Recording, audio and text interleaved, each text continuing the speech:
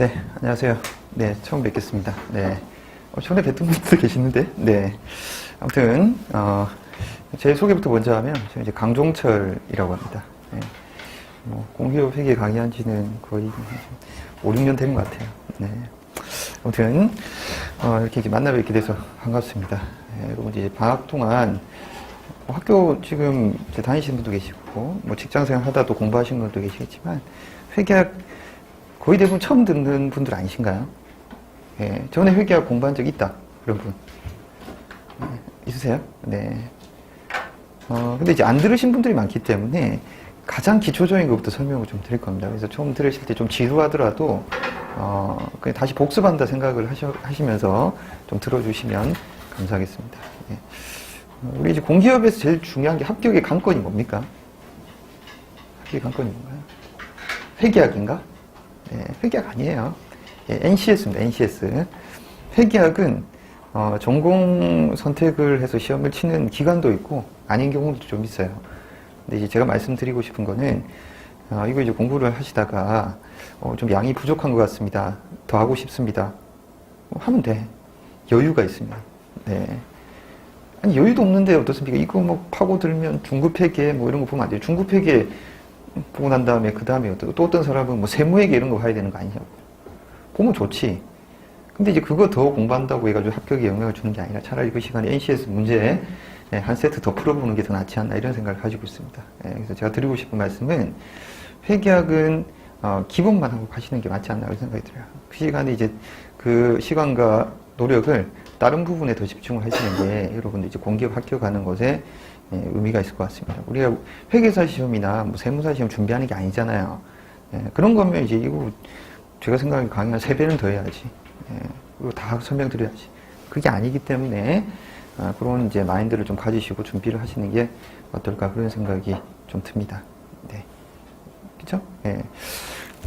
수업은 여기 이제 회계학이라고 해서 나와 있는 책에 우리 이제 크게 치워도 되죠? 회계학은 이제 종류가 재무회계, 그 다음에 원가 관리, 그 다음에 이제 세무회계 약간 논외인데, 이렇게 이제 구분이 된다고 봐요. 그래서 우리 시험 문제에서 제일 많이 나오는 거 비중은 재무회계가 당연히 이제 비중이 제일 크겠죠. 예. 근데 원가회계는 나올 수도 있고 안 나올 수도 있어요. 예를 들면 회계학이 우리가 여러분 치시는 공기업들 거의 대부분이 이제 객관식으로 문제가 나오잖아요. 그럼 한 50문제 나온다고 치면 원가관리회계는 적게 나오면 몇 문제? 0문제. 많이 나오면 한 10문제, 12문제 이 정도 나올 수 있다고 생각을 좀 하시면 될 것 같아요. 그러니까 얘가 훨씬 더 중요한 거예요. 얘는 나올 수도 있고 안 나올 수도 있고. 근데 이제 공부를 하는데 얘를 공부하는 비중하고 얘를 공부하는 비중을 따지고 보면 당연히 얘를 많이 해야 되잖아요. 근데 이제 공부량이 얘도 만만치 않아요. 이거의 범위에 필적할 만큼 원가관리 내용도 많다고요. 그럼 공부를 어떻게 해야 되겠어요? 이거는 많이 하는데 얘는 어떻습니까? 나올 거면 몇 가지 이제 찍어가지고 공부를 하는 게 훨씬 낫다고. 얘를 이제 다 보기 시작하려면 재무회계 공부하는 시간만큼 해야 되니까 그건 이제 의미가 없습니다. 그래서 책에도 제일 끝에 원가관리 얘기가 있거든요. 근데 한 챕터예요. 예, 한 챕터만 되어 있습니다. 그래서 책에 앞에 챕터 부분 보시면 영영이라고 해가지고 회계 기초적으로는 이제 시험하고는 상관없지만 회계를 알려면 기본적으로 하셔야 되는 거고. 그래서 9장까지는 챕터 9강, 9강까지는 재무회계 관련된 거고 10강이 이제 원가관리 얘기입니다. 그래서 그것만 이제 압축해서 설명을 했습니다. 그래서 거기 나와 있는 내용 중에 그것도 다 안 할 거예요. 제가 압축해서 설명을 드릴 거예요. 그러면 이제 시험장 가서 풀 수 있겠다? 반 이상은 풀 수 있습니다. 원가관리 얘기. 한 60에 70% 풀 수가 있어요. 그럼 100% 다 풀게 해줘야 되는 게 너의 의무 아닙니까? 선생님, 네가 다 해야지. 그러면 아까 말씀드렸잖아요. 뭐 어떻게 이거 원가관리 얘기면 한 30시간 또 해야 된다고. 그렇게 할 수가 없으니까 제가 생각하기에는 필요한 부분만 발췌해서 공부를 할 테니까요. 그렇게 좀 준비를 좀 해주시면 좋을 것 같아요. 그 다음에 이제 가끔 전화에도 어디더라? 한전 계열사였나? 시험 범위 회계학 해놓고 가로에 세무회계를 또 넣어놨더라고. 그 저한테 전화가 많이 왔어요. 이제 선생님 그 세무회계 공부 어떻게 되냐고. 제가 그래서 하지 마라 그랬어. 예. 이거 나와봐야 어떻습니까? 몇 문제 나오지도 않아요. 나온다고 치자. 이걸 풀려고 하면 이거 합친 것보다 공부해야 될 게 더 많아요. 세무회계가. 그러면 우리 공기업 합격하는데 세무회계 잘 풀어야지 합격을 할 수 있느냐? 그게 아니라니까. 세무사 시험이 아니잖아요. 그럴 경우에 이제 과감하게 체결됩니다. 지금까지 공기업 합격한 친구 중에, 떨어진 친구 중에 세무회계 때문에 떨어졌다 이런 이야기 들어본 적이 없어요, 제가. 그렇게 이제 또 세무회계를 가로로 쳐가지고 출제에 범위에 넣은 그 기관이 어떻습니까? 미친놈들이지. 또라이들이야. 왜 세무회계를 가로로 쳐가지고 헷갈리게 해, 사람들을. 그냥 회계학만 이렇게 하지. 그럼 마음 편하게 어떻습니까? 이것만 준비를 하고 가서, 만약 이거 나오면 어떻게 하면 돼요? 틀려주면 되지. 그럼 어떻게 됩니까? 너 틀리면 어떻게? 나만 틀리는 게 아니라 내 옆에 있는 다 틀리는 거야, 다 같이. 그러면 아무 문제가 없는 거예요. 그렇죠? 네. 이게 체계적 위험이라고 하는 거죠. 체계적 위험. 나만 가지는 위험이 아니라 이 시험장에는 모두가 가지는 위험이니까 같이 못 치면 상대평가이기 때문에 괜찮다고. 그렇게 좀 생각을 좀 해주시면 좋을 것 같아요. 네. 아시겠죠? 그래서 요거 위주로 하겠다 이렇게 생각을 좀 해주시고, 그 다음에 이제 다음 주에 또 재무관리 강의할 때는 재무관리 관련돼서 또 말씀을 또 드리도록 하겠습니다. 네. 저는 이제 개인적으로 재무관리가 더 재밌다고 생각을 하는데, 많은 친구들이 어떻습니까? 재무관리를 거부하더라고요. 수업을 듣고. 회계학은 좀 덜 거부하는데, 얘는 또 재밌나 봐. 근데 회계학은 또 안 맞는 사람이 있어요. 이따가. 왜 그 말씀을 드리냐면, 제 후배 중에 그 사법시험 합격을 했는데 옛날에 그 100등 안에 든 애가 있었어요. 그래가지고 지금 검사하고 있어요.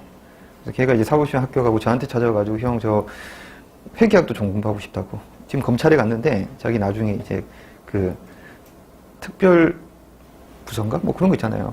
뭐 각종 이제 경제사법 이런 거 조사하는데 근데 가고 싶다고 회계학. 제가 딱 줬어. 근데 이제 일주일 만에 회계 올리시고 저한테 다시 주더라고요. 제가 그래서 생각했어요. 역시 똑똑한 놈은 다르구나. 일주일 만에 이걸 다 보는 건 대단하다 이렇게 생각했는데 그게 아니라고. 걔가 하는 말이, 형 봤는데 도저히 뭔 말인지 하나도 모르겠다고. 이해도 안 되고 재미도 없고 감동도 없고 짜증만 난다고. 다시 돌려드릴게요. 저는 회계학을 안 하기로 했습니다. 사법시험 100등 안에 드네야 연수원에서. 그런 애도 회계하기 싫다 이렇게 하는데 그거는 이제 본인 머리가 나쁘고 좋고의 문제가 아니라 정서적으로 안 맞는 사람이 있습니다. 그러니까 들으시다가 정서적으로 안 맞다. 그럼 저한테 한번 찾아와가지고 상의를 한번 좀 하세요. 네. 회계학 안 하면 뭐 공기업 안 됩니까? NCS만 치는 데 가. 그러면 NCS 치는 데만. 전공 치는 데 가지 말고. 그럼 되지 뭐. 우선 무조건 나는 회계학 전공 있는 데 가고 싶다. 특히 어디에요? 회계학하고 경영학이 무조건 들어가는 데가 여러분의 꿈의 직장, 가고 싶어하는 직장 어디? 다들 뭐 물어보면 다 여기 가고 싶다고 하던데? 인국공이 어디에요? 인천국제공항공사 아니에요. 여기 너 다들 가고 싶어 하잖아. 여기를 보면 회계학하고 경영학은 항상 치더라고 보면. 네, 어쩔 수가 없어. 아니면 딴 가면 뭐 행정하고 이런 거 치든가 해야 되는데. 네. 그러니까 내가 이걸 선택을 회계학을 하게 되면 갈 수 있는 공기업의 범위가 커진다 이건 거지 무조건 회계학을 안 하면 떨어진다 이건 아니니까 본인이 이제 선택을 하셔가지고 결정을 하셔도 좋을 것 같습니다. 네. 자, 그래서 일단 공부는 이렇게 할게요. 네. 그래서 한번 들어보시고 정 아니다 그러면 어떻습니까? 저한테 오세요. 네, 제가 그러면 다른 대안을 말씀을 좀 드리도록 할게요. 네. 법학도 있고 행정학도 있고 뭐 그러니까 우리는 또 네. 근데 또 법학행정학을 하면 또 안 할 것 같아서 네, 말씀 좀 드립니다. 그나마 이게 제일 쉬워요. 네, 회계학이. 네, 그리고 혹시 또 이제 뭐 이렇게 강의하다가 저한테 궁금한 거 있으시면 뭐 특히 뭐 제 나이라든지 저에 대해서 궁금한 거 있으시면 제가 수업 시간 중간중간에 할 거예요. 네, 농담 삼아가지고 이야기할 테니까 다 뭐 질문 있으세요? 네. 네. 그거 이제 객관식 강의가 또 있어요. 예, 지금은 이제 그 기본 강의라 가지고 기본 강의하고 그 다음에 이제 객관식 강의하고 예, 그렇게 할 겁니다. 그래서 객관식 강의할 때는 그 책에 있는 그 문제의 양이 좀 작기 때문에 추가로 문제 나눠드려가지고 좀 더 풀고 할 거예요. 그 문제가 좀 쉬운 부분도 있고 하니까. 예. 그거는 제가 알기로는 아마, 요거 끝나고 그 다음 과정이 있다고 이렇게 들었는데요. 네. 알겠습니다. 뭐 또 질문 있으세요? 제가 어제 예. 그 공공기관 체험반을 갔다 왔는데 예. 공통적으로 지금 하는 말이 폐계약이 보통 출제 범위가 이제 중급 폐계 난이도까지는 대부분 다 출제를 한다고 하더라고요. 네. 지금 이 강의가 커버하는 레벨이 어디까지? 이 강의는 제가 생각해 회계 원리하고 중급 회계 중간 정도다 이렇게 생각하시면 되겠습니다. 근데 이제 그걸로 좀 부족하니까 그 객관식 강의를 하면 중급 레벨의 문제를 좀 많이 풀어요. 그때 하면서 좀 추가적으로 문제를 풀면서 주관적인 설명도 할 겁니다. 네, 그렇게 좀 생각을 해요. 처음부터 중급 회계 레벨 난이도 하게 된 문제가 뭐냐면 이게 회계학을 처음 들으신 분들 같은 경우에 너무 어려워요. 이게. 네, 그럼 양도 너무 많고. 그래서 그 정도로 좀 생각을 좀 해주시면 좋을 것 같습니다. 네. 근데 그게 이제 그 난이도 말씀하시는데 천차만별이더라고 막상 보니까. 왜냐하면 이게 이제 경영학이라고 해가지고 회계학이 들어가는 경우도 있거든요. 문제 자체에. 그래서 보면 경영 안에 이제 마케팅이라든지 그다음에 이제 뭐 생산관리, 인사조직, 그다음에 이제 재무관리 이렇게 돼 있는데 회계학이 여기에 포함이 되는 경우도 있고 포함이 안 되고 별도로 어떻습니까? 회계학 이렇게 나오는 경우도 있어요. 그래서 만약에 별도 회계학이 나오면 학생 말처럼 중급 정도 레벨 난이도 생각한다고 생각하면 돼요. 요 정도 나올 수 있다고. 근데 만약에 얘가 이제 여기에 들어가 경영학 안에 이제 문제에 포함이 돼 있다 그러면 중급 회계 정도는 아닐 거예요. 문제가. 네, 그러니까 이게 채용하는 기간에 따라 성격이 좀 다르게. 인국공 같은 경우는 아니면 저기 도로공사 있죠? 도로공사 같은 게 문제 어려워요. 회계학이. 네, 중급 회계 정도 진짜 나와. 근데 어떤 데는 보면 저번에 이제 서울 메트로였나? 거기 이제 뭐 경영 상식인가 해가지고 안에 문제를 보니까 회계학 문제인데 분계가 필요 없고 그냥 어떻습니까? 회계 상식만 알면 회계 한 번만 들어보면 다 풀 수 있는 문제 그런 것도 나오더라고요. 그러니까 천차만별이니까 본인이 생각하는 채용기관, 공공기관의 성격에 맞춰가지고 회계학이 별도로 돼 있다? 그럼 중급 회계 정도로 회계학이 별도로 없다. 경영학 안에 들어가 있는 것 같다. 그러면 아까 말씀드렸던 중급 회계 레벨보다 낮게 그렇게 이제 공부를 하시는 게 맞을 것 같습니다. 자, 이제 또 궁금하신 거 있으시면 질문 또 하셔도 돼요. 예. 금융자산 같은 거 작년에 예. 개정했는데 이게 반영이 유인물 새로 나눠드릴 거예요. 예. 그리고 이제 또 애매한 게 왜 그러냐면 일반 기업 회계 기준은 또 그대로 있거든요. 국제 회계 기준만 바뀐 부분들이 있기 때문에 그래도 유인물 나눠가지고 설명드릴게요. 근데 큰 차이는 없지만 차이가 나는 부분 좀 있거든요. 따로 유인물로 설명드리도록 하겠습니다. 예. 아직 개정된 게 뭔가 아직 확실한 느낌이 안 들어서 그런지 저번에 시험 봤을 때는 이게 개정 사항이 잘 안 나오는 맞아요. 왜냐하면 교수님들도 잘 몰라요. 최근에. 예. 또 어떻게 될지 사실 뭐 일반 기업 회계 기준하고 국제 회계 기준이 좀 차이가 있기 때문에 그것도 제가 나중에 좀 말씀을 좀 드리도록 할게요. 그래서 그 개정된 부분들은 제가 유인물로 좀 나눠드리도록 하겠습니다. 8페이지 보시면 이제 뭐 거기 설명이 좀 되어 있는데 일단 우리가 이제 기업이라고 하면 여러분들이 기업을 가지고 있다고 한다면 기업이 가지고 있는 재산이 있죠? 기업이 가지고 있는 재산 예를 들면 기업은 현금을 가질 수도 있고 그 다음에 예를 들면 상품 이런 걸 가질 수도 있고 그 다음에 토지, 건물, 기계, 그 다음에 특허권 이게 기업이 보유한 재산이다 이렇게 생각을 하시면 되겠어요. 그래서 기업이 보유한 재산들 이런 게 쭉 목록이 돼 있잖아요.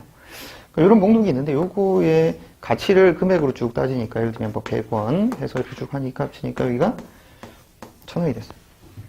그러면 이게 무슨 말이야? 기업이 가지고 있는 재산이 1000원치 있다 이런 얘기입니다. 근데 기업이 보유한 재산 1000원치 있으려면 기업은 사람이 아니잖아요. 그러면 이제 이 1000원에 해당되는 재산을 구입하려면 돈이 있어야 되잖아. 자금이 있어야 된다고. 그 자금을 어떻게 한다? 은행에서 빌려올 수도 있죠. 그게 이제 은행 빚으로 예를 들면 300원만큼 빌려왔다. 근데 300원 빌려와가지고 1000원치 내가 재산 구입할 수 있습니까? 없습니까? 안 되잖아. 그럼 부족한 700원은 어떻게 한다? 이 자체 조달을 하는 거야. 자체 조달이라고 하는 것은 뭐냐면 우리 이제 회사라고 하면 주식회사 같은 경우에는 회사의 주인이 누구예요? 주주잖아, 주주. 자체 조달은 이제 주주들이 회사의 주인이기 때문에 주주들이 조달한 자금에 해당되는 것을 자체 조달했다 이렇게 돼 있고, 은행의 빚은 누구? 보통 이제 은행에서 빌릴 때, 돈을 빌릴 때 누구한테 돈을 빌린다고 하냐? 채권자한테 돈을 빌린다 이런 말을 많이 하거든요. 그래서 자금 조달을 하는 데 있어서 두 가지 방법이 있습니다. 은행 빚을 통해서 하는 거야, 아니면 자체 조달은 주주로부터 자금을 조달하는 것, 그 다음에 은행 빚이라고 하는 건 채권자로부터 자금 조달하는 것. 이 두 가지 300, 700을 해서 1,000원짜리 구입을 하는 거예요. 그럼 여기서 잘 보시면, 자, 자금 조달하는 두 가지 방법에 해당되는 합치면 이것도 얼마입니까? 1,000원 이렇게 되는 거죠. 근데 만일에 얘가 예를 들면 자체 조달하는 것이 800인데 여기가 얼마예요? 1,100이죠. 그럼 보유한 재산이 1,000 이렇게 돼 있다. 이런 경우는 어떻습니까? 잘못된 거라고. 왜? 회사 안에 순실이가 있다는 이야기지. 순실이 최순실, 실명 되면 안 되나? 네. 최서원. 뭐 표정들이 왜 그래? 뭐 대한애국당에서 왔어요. 단체적으로. 죄송한데 실명 이렇게 되면 안 되나? 네. 네, 알겠습니다. 혼날 것 같은데 동영상 이런 거 좀 편집 해야 되는데 아무튼 하여튼 나라에 이제 여러 가지로 해를 끼치시는 분도 있잖아요. 그 회사에서 해를 끼치는 사람이 있다는 거야. 이거는 이제 횡령이 있다는 이야기니까 이건 안 된다는 이야기예요. 예, 무조건 뭐다? 요 두 가지 금액하고 보유한 재산에 해당되는 금액은 이제 같아져야 된다 이렇게 생각을 하시면 되겠어요. 근데 이제 보통 회계에서 보유한 재산에 해당되는 것은 뭐라고 표현하냐면 자산이다 이렇게 생각하시면 되는 거고, 은행 빚을 통해 자금 조달한 것은 뭐라고 얘를 부채라고 표현을 하고, 자체 조달, 주주로부터 자금을 조달한 것은 이제 자본이라고 표현한다. 그렇죠? 네. 그럼 자산은 뭐다? 회사가 보유한 재산의 목록. 그 다음에 부채는 뭐다? 채권자로부터 빌린 돈. 그 다음에 자본은 뭐다? 주주로부터 조달한다. 그래서 이렇게 이제 조달된 자금을 가지고 조달된 자금으로 뭐 한다? 운영을 통해서 재산을 보유하는 이런 일련의 과정이 있습니다. 그래서 얘를 이렇게 이제 표로 만들어 가지고 작성하는 이걸 뭐라고? 재무 상태표라고 해요. 왼쪽에 뭐를 표현하고? 자산. 오른쪽에는 부채하고 자본을 나타낸다. 이렇게 생각을 하시면 되죠. 네. 근데 이제 제가 방금 왼쪽에 뭐가 있다고 그래요? 왼쪽에 자산이라고 그랬어요. 근데 회계는 좀 특이하게 왼쪽이라는 표현을 쓰지 않고 왼쪽을 차변이라고 합니다. 기억을 해주세요. 오른쪽을 이제 대변이라고 해요. 네. 그럼 왜 왼쪽을 차변이라고 오른쪽을 대변이라고 합니까? 그걸 저한테 물어보시면 안 돼요. 그거는. 네. 1+1, 2와 같은 원리란 말이야. 그렇게 처음부터 약속이 되어 있는 거야. 왼쪽을 차변이라고 오른쪽을 대변이라고 하는.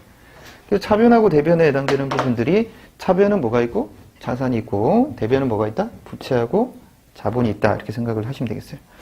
그럼 이 식에서는 이렇게 되는 거죠. 자산은 1,000인데 부채와 자본을 더한 것도 얼마다? 1,000이 되니까 자산은 부채 더하기 자본이다. 이런 식이 나온다는 거죠. 그 다음에 자산이 차변이죠. 부채와 자본은 이제 대변이죠. 그러면 차변의 합과 대변의 합이 어떻습니까? 이 꼴이 되잖아요. 이것도 기억을 해 두셔야 된다는 이야기죠. 자, 이걸 가지고 이제 한번 책의 내용을 보도록 할게요. 8페이지 보시면 자산, 부채, 자본. 모든 개인 또는 법인은 자신이 소유한 재산이 있다. 재산이란 자기가 가지고 있는 금전적 가치가 있는 물건 및 권리를 말한다. 이러한 재산을 현금, 예금, 건물, 토지 등 다양하다. 회계에서는 이러한 재산을 자산이라고 한다. 이렇게 되어 있습니다. 예, 그래서 보유하고 있는 재산에 해당되는 종류들이 밑에 1번부터 12번까지 있는데, 이거는 이제 처음에는 암기를 하시는 게 아닙니다. 여러분 보시면서 여러분 자연스럽게 습득이 되도록 해야 되는 거예요. 그래서 현금 있고, 보통 예금 있고, 당좌 예금 있는데, 보통 예금하고 당좌 예금 차이는 뭐냐면, 둘 다 예금인데, 차이가 있는 것은 당좌 예금은 당좌 수표를 발행할 수 있는 예금이에요. 주로 어떤 기업들이 예금을 가질 때 당좌 예금을 많이 쓰겠죠. 그 다음에 외상매출금은 물건을 팔았는데 돈을 나중에 받기도 한대. 근데 왜 이건 재산이겠습니까? 외상매출금은 나중에 내가 돈을 받을 수 있잖아요. 그 돈을 받을 수 있기 때문에 그것도 재산적 가치가 있는 거예요. 외상매출금이. 자, 그 다음에 단기 대여금. 빌려준 돈 나중에 회수할 수 있죠? 그럼 우리 회사에 돈이 되잖아. 상품, 그 다음에 제품, 건물, 토지, 비품, 차량 운반구, 기기장치 이런 것들. 차량 운반구는 뭐 자동차니까. 네, 상품하고 제품의 차이는 상품은 주로 어떤 게 도소매요. 내가 물건을 만든 게 아니라 물건을 사와가지고 파는 것들은 상품이라고 하고 내가 직접 물건을 만들어서 파는 거는 제품이잖아. 그러니까 삼성전자는 상품이야, 제품이야? 제품이죠. 삼성전자는 자기가 물건을 만들어서 파는 거니까. 그러니까 이마트는 상품이잖아요. 물건을 사와서 거기서 이제 파는 거니까. 자, 그래서 상품, 제품은 그렇게 좀 구분을 좀 하시면 되겠고. 그 다음에 자산은 이제 한마디로 이렇게 표현해도 돼요. 이건 권리다, 이렇게 생각, 권리. 보시면 상품, 토지, 건물, 기계, 특허권 이런 것들은 다 어떻습니까? 내가 돈을 받을 권리가 생기는 재산적 가치가 있는 것들이잖아요. 예. 이런 것들을 가지고 있으면 다 돈을 우리가 얻을 수 있어요. 획득할 수가 있다고요. 그래서 자산이라고 하는 것들은 기본적으로 권리다 이렇게 생각을 좀 하시면 되겠습니다. 네. 그 다음에 9페이지 보시면 이제 레퍼런스 자산의 개념이죠. 기업이 소유하고 있는 물건 및 권리로서 금전적 가치가 있는 것을 말한다. 합해성, 비합해성 이런 것인데 그건 뭐 지금 모르셔도 되고. 자, 자산의 특징은 세 가지다. 1번에 장래의 경제적 효익이 있어야 된다. 경제적 효익이 뭡니까? 이걸 가지고 있으면 회사가 돈을 벌 수 있어야 된다. 이런 거 있으면 다 돈을 벌 수가 있잖아요. 건물이나 기계, 특허권 이런 것들 통해서. 그 다음에 2번 특정 실체에 의해서 통제가 되고 내가 지배하고 있어야 됩니다. 근데 여기서 이제 지배한다는 것은 법적인 소유권뿐만 아니라 경제적인 지배 이런 것들도 가능한 케이스다 이렇게 생각하시면 되죠. 그 다음에 3번 과거의 거래 또는 사실의 결과가 나타나는 것이 아닌데 이것들은 다 뭐예요? 내가 옛날에 구입을 했거나 여러 가지 방법으로 취득을 한 내용들이 계속 남아있는 거 아니에요. 그래서 동그라미 1번은 미래인 것이고 동그라미 2번은 지금 현재인 것이고 동그라미 3번은 과거인 것이죠. 과거에 취득을 하고 지금 현재 우리가 통제하고 지배하고 있으며 이걸 통해서 미래에 어떤 수익 획득을 가능하게 하는 것들, 돈을 벌 수 있게끔 하는 것들 이런 것들이 이제 자산이다 이렇게 생각하시면 됩니다. 자 밑에 가로 2번의 부채와 자본 거기 첫 번째 박스 보시면 기업의 자산은 타인으로부터 빌린 자금 이게 이제 부채죠. 자기 자신이 조달한 자금 자체 조달 이 자본이죠. 그래서 두 번째 박스 보시면 자산은 부채 더하기 자본. 근데 이 자산은 부채 더하기 자본인데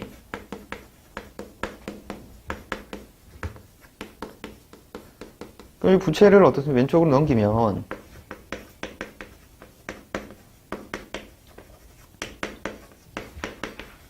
식이 이렇게 되잖아요. 자산 빼기 부채는 자본이다 이렇게. 그럼 이 자본에 해당되는 개념은 뭐냐 이렇게 한번 생각을 해보는 게 제가 이제 결혼하기 전에 와이프가 저한테 물어보더라고요. 직전에 결혼하기 직전에 오빠 재산이 얼마야 이렇게 물어보더라고. 우리가 이제 뭐 결혼정보회사를 통해서 만난 건 아니니까 재산 상태 알고 만난 건 아니잖아. 근데 이제 결혼할 날짜가 가까워지면 궁금해할 거 아니야 나한테. 오빠 가진 재산 얼마냐고. 그럼 재산이면 내가 물어봤어. 재산이면 자산을 이야기하는 거야? 내가 그랬어. 그게 뭐야? 아 재산은 자산의 개념하고 비슷한 거야. 아 그럼 그거. 아 그러면 자산은 오빠 좀 많아. 한 4억 정도 돼. 예. 근데 이게 이제 다 아파트면 뭐야? 담보대출 80% 끼어있고 만약 90% 이렇게 되니까 제2금융권. 그럼 얼마입니까? 뭐 3억 5천만 원이 뭐야? 빚이잖아. 그럼 자본이 얼마입니까? 그럼 우리 와이프가 궁금했던 거는 자산이 궁금했을까? 아니면 이게 궁금했을까? 이게 궁금한 거지. 부채 빼고 어떻습니까? 일종의 이게 자본이 뭐야? 순? 자산 또는 뭐다? 순? 재산의 개념인 거잖아요. 와이프는 이걸 물어봤어야 되는데 회계를 애석하게도 공부한 적이 없기 때문에 나한테 낚인 거야. 그래서 그냥 4억 이야기하니까 바로 이렇게 탁 헷가닥 해가지고 바로 결혼식 한 거지. 그때 만일에 이제 본인이 회계하고 조금 알았다고 한다면 오빠 자산 말고 우리서 장난질이야. 응? 자본 얼마야? 순자산 얼마야? 나한테 물어봤을 거 아니야. 그러면 네, 뜸들이다가 이야기하고 어떻습니까? 결혼 못하고 그랬겠지. 네. 그랬을 것 같아요. 왜냐하면 그때부터 빠지기 시작했거든요. 네. 머리가 빠지기 시작했다고 그때도 결혼하기 전에도 와이프 만날 때. 근데 다행히 이걸 물어봤기 때문에 그렇다는 이야기야. 그래서 제가 말씀드리고 싶은 거는 자본은 일종의 뭐다? 순자산, 순재산 개념이다. 이렇게 생각을 좀 하시면 되겠어요.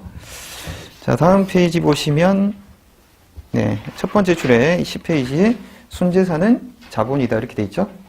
네, 따라서 순재산은 자본이다. 또는 이제 순자산이라고도 한다. 자본 등식. 그러니까 여기 이제 특히 계시는 뭐 남자분, 여자분 가릴 것 없이 나중에 결혼할 대상한테 뭘 물어봐라? 자본을 물어보세요. 순자산을 물어보라고. 그래야지 나중에 이제 후회를 안 한다고. 네. 자, 그 다음에 한편 부채의 종류엔 다음 같은 것이 있다.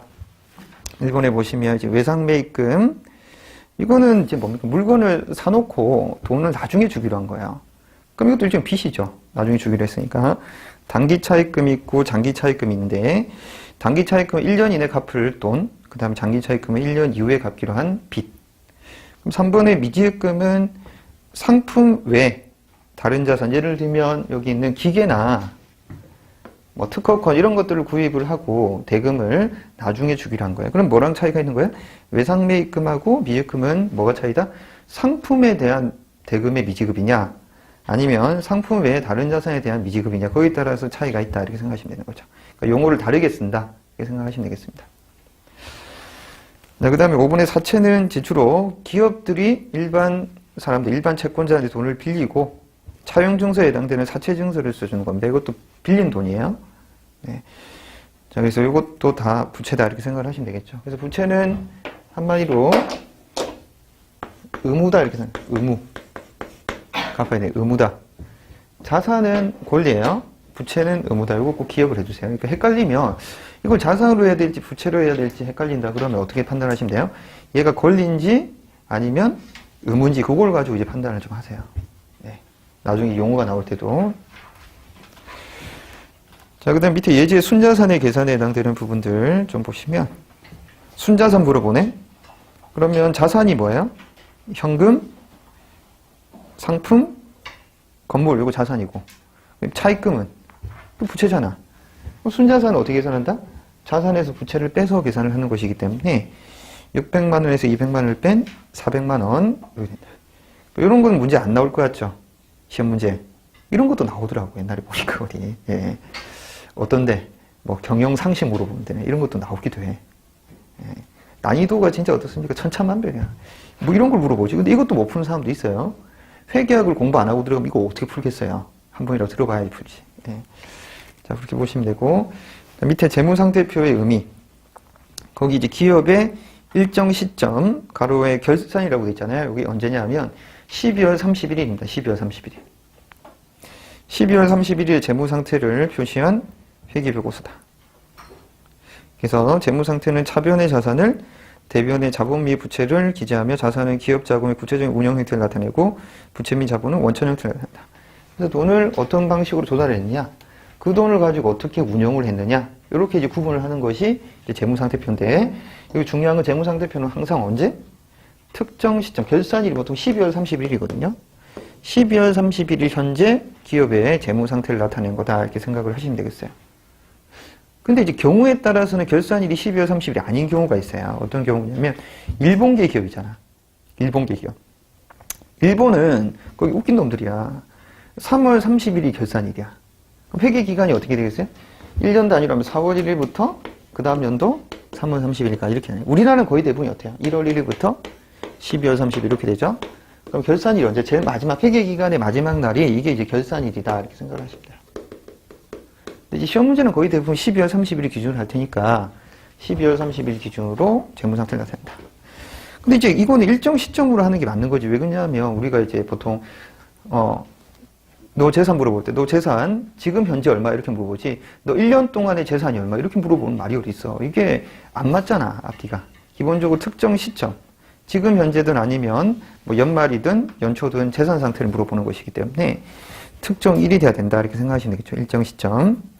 그 다음에 오른쪽에 이제 또 보시면 자산은 부채 더하기 자본, 예, 계속 나와 있고, 재무상태표가 위에 있고 밑에 있는데 하단에 있는 재무상태표를 좀 보세요.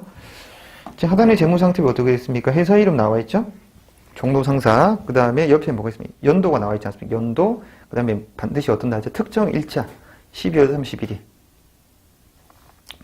네. 그 다음에 왼쪽은 차변이라고 되어 있고 현금, 상품, 건물 합쳐가지고 600만원. 오른쪽은 부채와 자본. 차입금은 부채고 자본금은 자본일 겁니다. 이렇게. 그렇게 합치면 600만원.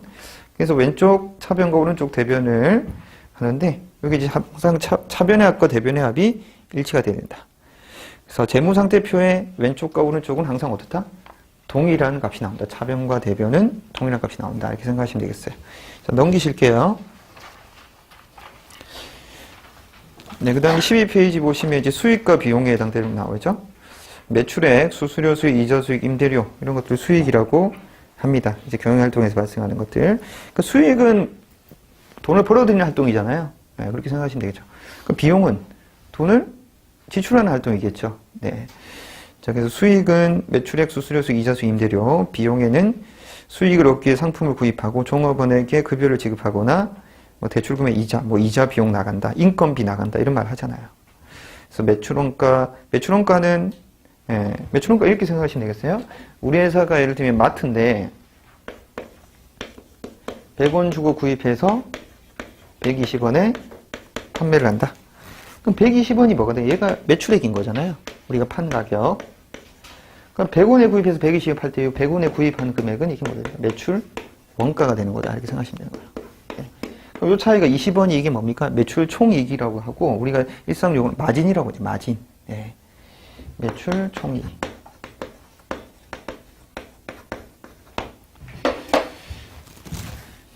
수익하고 비용에 해당되는 부분들 그렇게 좀 보시면 되겠어요. 네, 그 다음에 3번의 순손익 계산은 수익에서 비용을 빼서 계산하는데 수익에서 비용이 뺀 부분이 이익입니다. 그래서 170 이렇게 되면 30입니다. 그 다음에 100 비용이 120 이렇게 되면 이익이 뭐가 되는 거야? 마이너스 20이 되죠. 그 마이너스 20은 요걸 뭐라고 하는데 얘는 손실이라고 표현을 하는 거예요. 그래서 비용이 더 크면 당연히 손실이다. 순손실. 네, 순이익 이렇게 되죠. 네. 자, 그 다음에 오른쪽에 4번의 손익계산서에 해당되는 부분들 이렇게 보시면 기업이 일정의 기간에 발생한 모든 수익과 비용을 집계하여 순손익을 산출한 표를 손익계산서라고 한다. 네. 그 다음에 손익계산서는 왼쪽에 비용을 기입하고 오른쪽에 수익을 기입한 후 왼쪽과 오른쪽을 비교하여 당기순이익과 당기순손실을 계산한다. 그러면 한번 정리를 좀 해보면 그 방금 체크하시죠. 왼쪽에는 비용이면 왼쪽이 뭡니까? 차변이잖아요. 차변의 비용, 그 다음에 대변의 수익이구나 이렇게 생각하시면 되는 거죠. 근데 왜 차변의 비용을 쓸까 이렇게 생각해 보면 예를 들면 우리가 건물을 구입을 한다든지 건물 구입하는 거랑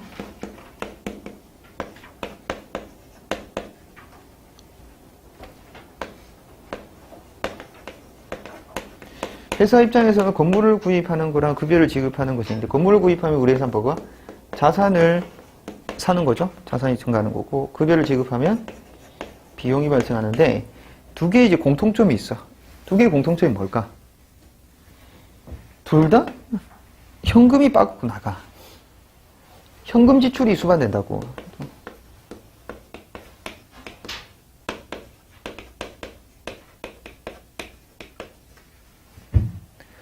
둘 다 현금 지출이 수반이 되는 거예요. 건물을 살 때 돈 주고 사야 되죠? 급여도 어떻습니까? 종업원한테 돈을 주는 거잖아요. 그러니까 둘 다 어떤 공통점이 있어요. 비슷한 점이. 근데 얘는 이제 자산이고 얘는 비용인데 이건 나중에 또 설명을 좀 드리겠지만 자산은 아직 소멸이 되지 않은 것들이고 얘는 어떻습니까? 소멸이 된 거다 이렇게 생각합니다. 둘 다 뭐가 있다? 둘 다 지출이 있지만 자산은 미소멸이고 비용은 소멸이 된 것이다. 얘가 미소멸이라는 건 무슨 말이에요? 회사가 계속 가지고 있는 거예요. 자, 이거 비용 지급해, 급여 지급했어요? 급여 지급하면 날아가고 없는 거잖아요. 뭐 회사의 급여라고 하는 게 남아있어요? 그거 아니잖아요. 네, 그렇게 생각하셔야 돼요. 그러니까 둘 다 공통점인데 둘 다 지출을 수반으로 하지만 얘는 미소멸, 소멸인데 같은 공통점이 있기 때문에 둘 다 뭐로 보다? 차별. 생각하시면 되겠어요. 네. 자, 그러면 한번 눈 안 감아도 되겠다. 안 보고 나를 보시고 저를 보시고 제가 뭐라고 이야기를 하면 이것도 볼 수 있으니까 눈 감아야 되겠다. 제가 뭐 이야기를 하면 차변인지 대변인지 말을 좀 해주세요. 네, 눈 감고. 부채 차변이야 대변이야? 큰일 났는데 다시 한번 이거. 네, 지금 정답률이 거의 15%밖에 안 되기 때문에 뭐. 네. 자, 어떻게? 자산은 차변. 부채는 대변, 자본은 대변, 그 다음에 비용은 또 뭐? 비용은 차변. 그 다음에 수익은 대변. 이렇게 됐죠? 네. 됐죠? 눈 감으시고. 자본. 자본 대변. 수익. 대변. 자산. 비용.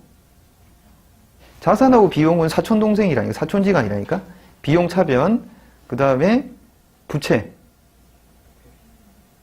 부채는 대변. 자본. 네. 그 다음에 자산. 차변. 그 다음에 비용. 차변. 그 다음에 자본. 네, 대변. 네, 괜찮습니다. 눈 뜨세요. 오늘 중으로만 암기하시면 돼요. 네, 집에 가기 전까지만. 네. 요게 제일 중요해, 사실은. 오늘 첫날. 딴 거 뭐 다 필요 없어. 이거 왜냐면 이거를 암기를 해야 됩니다, 지금. 또 테스트 할까요? 좀 이따가. 또 나오는 게 있으니까 또 테스트 할 거니까. 네. 근데 이거 뭐 테스트 해가지고 다 못 외우면 어떡하지? 집에 안 가면 되잖아. 여기 앞에 딱 제가 퇴근할 때 해서가지고. 자, 이거 통과하는 사람들만 집에 갈 수 있도록. 네. 오늘 오후에 수업 있으세요? 있어요? 아, 그러면 뭐 어차피 안 가도 상관없구나. 네. 그렇게 좀 봐주시면 좋겠고, 13페이지 보시면 이제 수익, 거기 중간쯤에 보시면 수익의 주요 항목 있죠? 매출액, 방금 말씀드렸습니다. 판매 금액, 그 다음에 이자 수익, 예금, 대여금 등에 붙은 이자를 말한다. 수수료 수익, 그 다음에 자비, 기타 이익. 보시면 돼요. 그렇게 이제 구분이 되는 부분들이다. 이렇게 생각을 하시면 되고, 뭐 처음에 암기하실 필요는 없고, 매출액이 뭔지 요것만 좀 기억을 좀 해주면 되겠네요. 자비익은, 이게 무슨 수익인지 구분하기 힘들 때 그냥 자비익이다. 밑에 비용의 주요 항목 보시면 1번에 매출원가 있죠? 판매한 상품의 원가, 그 말씀드렸고, 급여, 그 비용이죠. 인건비다. 그러니까 복리후생비, 직원들 뭐 식대, 회식비, 이런 것들. 그 4대 보험료 지원해주는 거, 그 여비, 교통비, 그 다음에 수도, 강렬비 있고, 전력비. 근데 전기요가 수도, 강렬비, 전력비 구분되는 게 이제 전기를 통해서 그 열을 낼 수도 있지 않습니까? 히터 틀 수도 있으니까 그게 구분된다 생각하시면 돼요. 통신비도 있고, 그 지급 임차료. 예, 우리가 이제 이것도 설명을 좀 드려야 되는데, 임차료가 있고, 근데 이거 이제 헷갈리시면 안 돼요. 건물주 입장에서는 뭐가 되나요? 임대료야. 세입자 입장에서는 임차료니까, 자, 질문. 임차료는 수익이다, 비용이다? 임차료는 비용이죠. 세입자가 내는 거니까. 임대료는 수익인 거예요. 임대료는 건물주 입장에서 받는 돈이니까. 자, 그렇게 좀 구분을 좀 해주시고. 그 다음에 세금과 공과, 세금 내는 것들, 뭐 수선비 있고, 다음 페이지 보시면 사무용품비. 네, 그 다음에 이제 소모품비. 지급 수수료, 뭐 광고 선전비, 운반비, 차량 주지비, 이자 비용, 접대비 이렇게 되는데 뭐 처음에 너무 암기하려고 하지 마세요. 자연스럽게 여러 번 보면서 이렇게 습득이 되도록 하면 되는 거니까. 근데 거기 나와 있는 비용들이 우리가 회계를 할 때 비용으로 주로 제일 많이 쓰는 비용들입니다. 예, 그래서 그런 것들이 나와 있으니까 좀 많이 이제 정리를 하시면 되겠고, 그 접대비하고 복리후생비하고 차이점은 한번 생각을 해보셔야 되는 게, 복리후생비는 우리 회사의 직원들한테 밥 사주는 거는, 밥 사주고 술 사주는 거는 복리후생비지만, 거래처에 가가지고 밥 사주고 술 사주는 거는 접대비가 되는 거죠. 네, 그런 부분이 좀 차이가 있습니다. 네, 그 외에는 이제 한번 쭉 여러 번 이렇게 한번 읽어보시면서 습득하시면 됩니다. 그래서 우리 약속을 하는 거예요. 여기 있는 비용들을 주로 많이 쓰는 거야. 뭐 여기 외에 다른 비용 쓰면 안 됩니다. 쓸 수 있지. 근데 시험 문제라고 한다면 여기 나와 있는 수익과 비용에 해당 주로 거의 대부분 나오니까 여기 있는 내용들만 좀 익히셔야 돼요. 처음부터 암기하려고 하지 마세요. 자, 그 다음에 15페이지 보시면, 네, 챕터 3에 보시면 이제 회계의 거래와 거래의 이중성이다.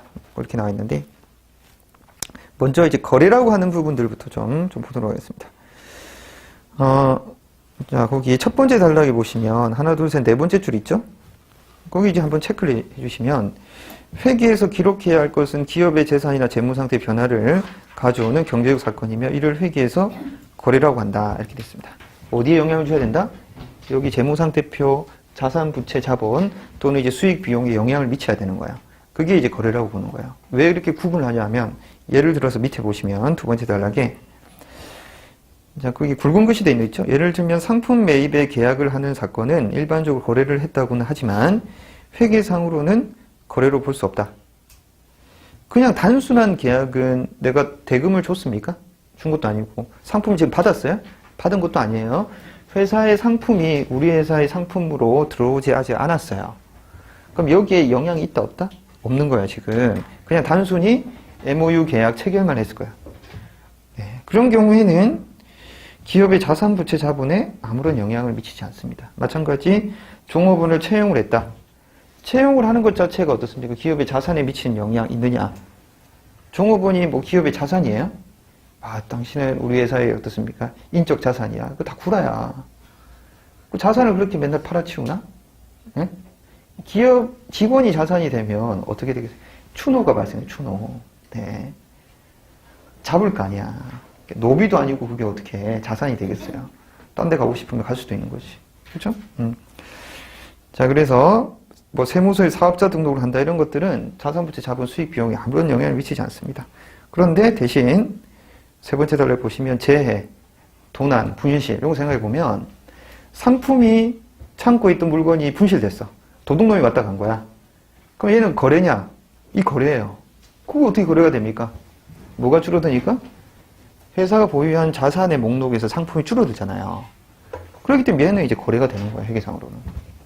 그럼 거래가 된다는 것은 무슨 말이냐? 거래가 되는 것은 기록을 하라는 이야기예요. 회계상 기록. 그래서 회계상 기록에 해당되는 부분들이 거기 나와 있는 재도난, 분실 이런 것들은 가능하다. 이렇게 생각을 좀 하시면 되겠습니다. 자, 그 다음에 거래는 뭐 다음에 양면 원인과 결과 이렇게 되는데 그것도 뭐 큰 의미는 없어요. 자, 넘기시면 나중에 또 말씀을 좀 16페이지 보시면 네, 거기 이제 세 번째 단락 보시면 이제 복식부기란 말이 나와 있죠. 복식부기. 복식부기는 네 번째 단락이 단식부기하고 달라가지고 회계를 기록을 하는데 이중성에 따라 거래의 양면을 기록을 합니다. 거래의 양면을 기록한다는 것은 무슨 말이냐? 조금 이따가 이제 기록을 하면서 제가 말씀을 좀 드리도록 할게요. 근데 단식부기라고 하는 건 뭐냐면 엄마들이 가계부 쓰는 거다 이렇게 생각을 하시면 돼요. 현금 출납장이죠. 돈이 들어오면 뭐예요? 그냥 수익이고 돈이 나가면 비용인 거야. 그래서 수익이 비용보다 크면 어떻습니까? 월말에 아빠한테 고기 사주는 거고 엄마가 수익이 비용보다 더 작다 그러면 어떻습니까? 옆집 철이 아빠는 얼마 번다고 구박하는 거지. 그게 이제 단식부기잖아, 단식부기. 그런 이제 회계적 지식이 없어도 할 수 있기 때문에 우리가 회계를 할 때는 단식부기 하지 않습니다. 단식부기는 초등학생도 용돈 기입장 쓰는 거하고 똑같은 거야. 그런 걸 하지 않아요. 우리는 복식부기로 한다 이렇게 생각을 하시면 돼요. 그럼 복식부기는 어떤 것이 복식부기냐? 네, 그거를 한번 하기 전에 일단 또 정리를 한번 더 하도록 하겠습니다. 뭔 정리를 하느냐?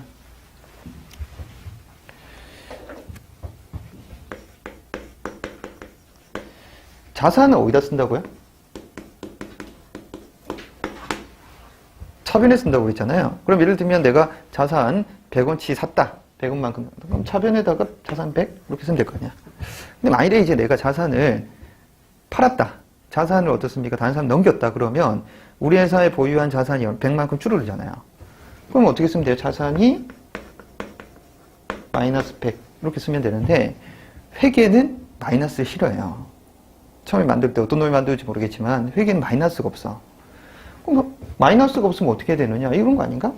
x 마이너스 y가 z예요. 좌변에 있던 마이너스 y 우변으로 넘어가면 얼마가 되는 겁니까? 플러스 y가 되는 거잖아. 이 원리가 똑같아. 그럼 차변의 마이너스는 대변에 쓰면 뭐가 되는 거다? 플러스가 될 수 있다는 거예요. 이렇게 가면 여기 이제 자산 100 이렇게 써요. 자, 그러면 요거는 이제 여러분들이 어떻게 해석을 하셔야 되는 거예요? 차변에 쓰는 자산은 자산의 뭘 이야기하는 거야? 증가를 이야기하는 거고, 대변에 쓰는 자산은 자산의 뭐를? 감소를 이야기하는 거다. 이렇게 생각을 하시면 돼요. 그렇죠? 자, 그럼 마찬가지 원리로 한다고 한다면, 부채는 증가하는 것을 어디다 쓰고, 대변에 쓰고, 부채의 감소는 차변에 쓰면 됐죠. 자본은 어디다 써요? 차변, 대변? 대변에 쓰죠? 자본의 증가. 얘는 반대는 자본의 감소. 그다음 수익은 무슨 변? 수익은 대변. 수익의 증가는 대변, 수익의 감소는 차변. 그 다음에 비용의 증가는 무슨 변? 차변. 비용의 감소는 대변. 암기, 지금. 왜냐하면 이걸 이제 암기를 해야지 여러분들이 실수가 있습니다.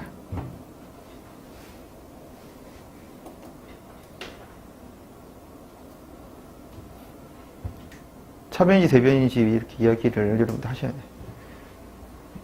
되셨어요? 오케이? 눈 감으시고, 눈 감으시고. 네. 그럼 또 아까처럼 똑같이 이야기하면 차변인지 대변인지 이야기만 하면 돼요, 여러분들. 수익의 감소. 어렵다. 수익의 감소는 차변. 자, 그 다음에 부채의 감소. 부채의 감소, 차변. 자본의 증가. 자본의 증가, 대변. 자산의 증가. 차변. 그 다음에 비용의 감소. 대변. 부채의 증가. 대변. 자본의 감소. 차변. 수익의 증가. 수익의 증가. 대변. 그 다음에 비용의 증가. 차변. 그 다음에 자산의 감소. 자산의 감소. 자산의 감소 대변. 네. 여러분, 확률적으로 50%예요. 그냥 가만히 있으면 뭐예요? 뭐라도 하는 이야기하는 게 차변 아니면 대변이겠지. 예. 그러면 이제 어떤 용기와 깡을 가지고 해야지. 그러면 나중에 공개가 어떻게 치려고. 네. 눈 뜨시고. 그러니까 오늘 중으로 요거는 무조건 암기하고 가야 되니까, 그 17페이지 거래의 8요소라고 돼 있는데, 사실 10개죠? 비용까지 이렇게 뭐 수익 소멸 이런 거까지 하면, 요거를 이제 꼭 암기를 해 주시고, 네. 오늘 제일 중요한 것 중에 하나니까, 그거 좀 정리하도록 하십시오. 잠시 좀 쉬었다가 또 계속 하도록 하겠습니다.